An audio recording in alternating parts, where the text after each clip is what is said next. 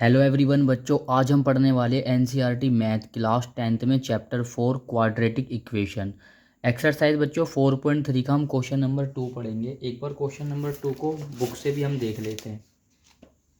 वैसे क्वेश्चन बच्चों आपके सामने लिखा हुआ है, लेकिन एक बार बुक से देखने में और ज़्यादा आपको बेनिफिट होगा। ये एनसीईआरटी की बुक है और मैं आपको बता दूँ इसमें ये क्वेश्चन नंबर 2 है। फाइंड द वैल्यूज़ ऑफ के for each of the following quadratic equation. कह रहे हैं कुछ आपको नीचे क्वेश्चन दिए गए हैं, उसमें आपको के की वैल्यू फाइंड करनी है। So that they have to equal roots, और कंडीशन दी है हमें इक्वल रूट्स की। तो बच्चों इक्वल रूट्स में क्या करते हैं ये आपको याद रखना पड़ेगा। मैं आपको बता देता हूँ। यहाँ देखना, इक्वल रूट्स के लिए ना बच्चों आपको बी स्क्वायर माइनस 4ac क्या लेके चलना पड़ेगा, जीरो के इक्वल लेके चलना पड़ेगा। ठीक है, अब हम इस क्वेश्चन को सोल्व करेंगे तो ए बी सी की पहले वैल्यू फाइंड करेंगे। तो यहाँ से क्वेश्चन स्टार्ट हो जाता है। यहाँ पे हम लिखेंगे A X square plus B X plus C equal में क्या है, जीरो। अब यहाँ से देखो ए की वैल्यू कितनी आ जाती है, 2, और बी की वैल्यू कितनी आ जाती है कि आपको पता है कंपेयर करते हैं ना बच्चों, एक्स स्क्वायर से एक्स स्क्वायर कैंसिल, तो ए की वैल्यू क्या आ जाएगी, 2। एक्स से एक्स कैंसिल, बी की वैल्यू क्या आ जाएगी, के। इसी प्रकार सी की वैल्यू यहाँ पर क्या हो जाएगी, 3। आई होप आपको इतना समझ में आ गया होगा।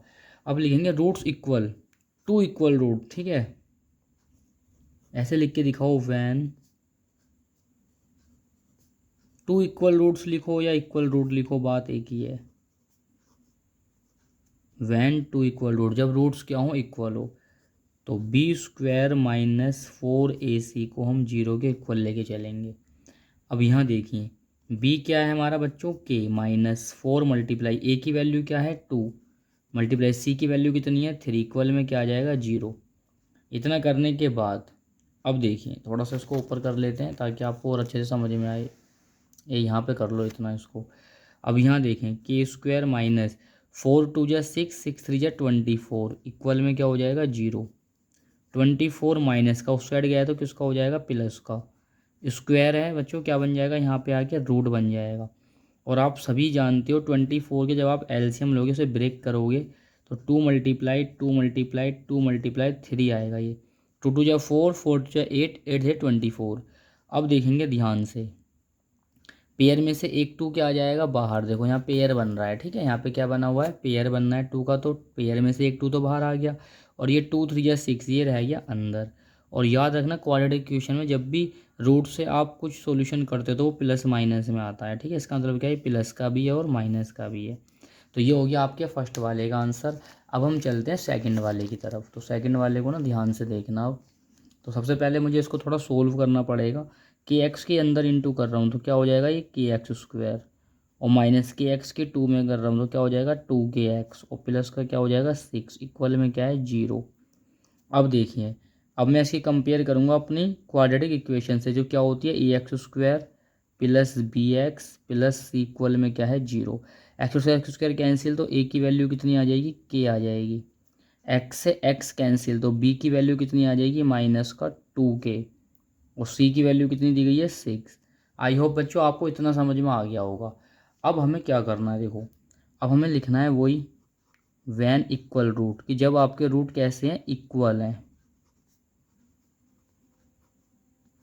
वैन इक्वल रूट, तो देन कौन सा लगेगा formula, B square minus 4ac zero.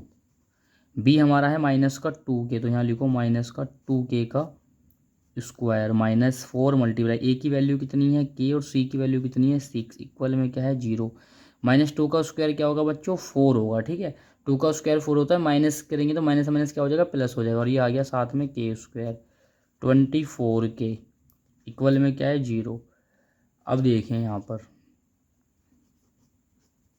ये 24 माइनस का वहाँ जाए किसका हो जाएगा, प्लस का। अब देखो यहाँ पे ना बच्चों, ये के स्क्वायर और ये क्या है, के, तो स्क्वायर से के क्या हो जाएगा, कैंसिल। तो 4 के इक्वल कितना आ जाएगा, 24। या आप इसको के मल्टीप्लाई के करके भी करोगे तो के से के क्या हो जाएगा, कैंसिल, या ऐसे भी कर सकते हो।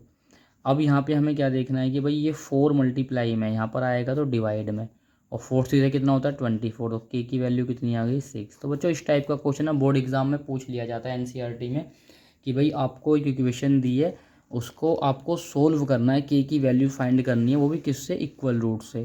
तो बच्चों आई होप ये आपको समझ में आ गया होगा अच्छे से। ठीक है, अगर आपको वीडियो पसंद आए तो कमेंट करके बताइए, मैं आपको फिर और सभी क्वेश्चन इस तरीके से करा के दूंगा। मिलते हैं नेक्स्ट वीडियो में इंपॉर्टेंट क्वेश्चन के साथ।